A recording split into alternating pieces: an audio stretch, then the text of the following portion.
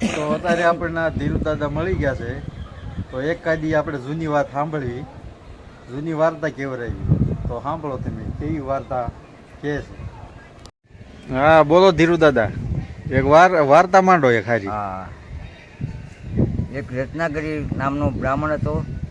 પછી એને એક વાલિયા નામનો એક છોકરો.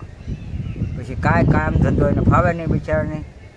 પછી ઘરનું કાંઈ પૂરું થાય નહીં અને બાળ બચ્ચા ઝાઝા. પછી એમાં એના બાપુએ કીધું કાંઈક કામ ધંધો શીખ.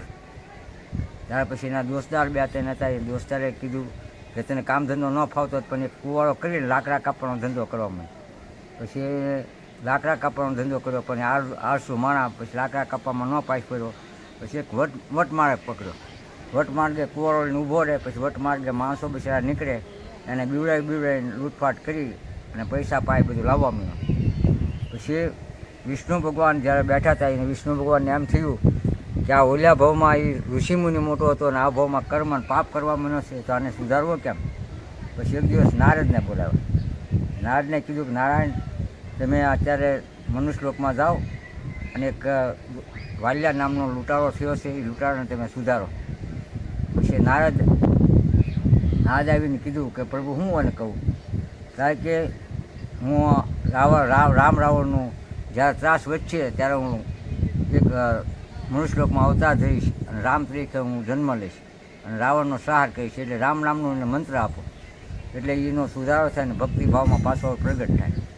પછી નારદ તો ભાઈ મૃત્યુલોકમાં આવ્યા અને હાથમાં વીણા લઈને નારાયણ નારાયણ કરતા નીકળ્યા હતા. લૂંટારો ઊભેલો. વાલીએ કીધું કે બાવલિયા ઊભો રહે.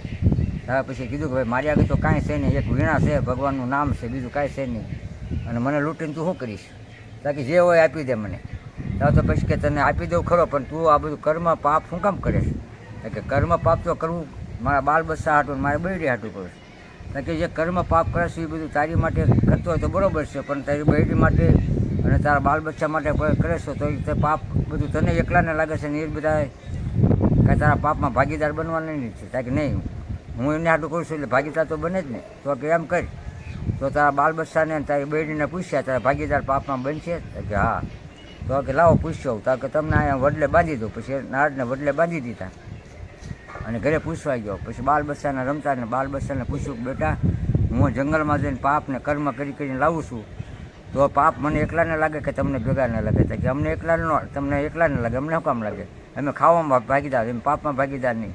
તારે એકનો પ્રશ્ન મળી ગયો. પછી બૈરીને પૂછ્યું તો બૈરીએ એમ કીધું કે તમે પાપમાં ભાગીદાર, તમે એકલા ને અમે ખાવામાં ભાગીદાર. પછી નારદ આગળ પાછો વાલિયો લૂંટારો આવ્યો અને કીધું કે હવે નારદ મને કોઈ ભગવાનનું એવું મંત્ર આપો એટલે હું આ ભાવમાંથી ચડી જાઉં. પછી એને કીધું કે આ રામ નામનું મંત્ર છે, અહીંયા ફરતો ફરતો રામ નામનું નામ લેતો જા અને વડલે ફર, હું પાછો આવું ત્યારે ત્યાં સુધી રામ લઈ જાય.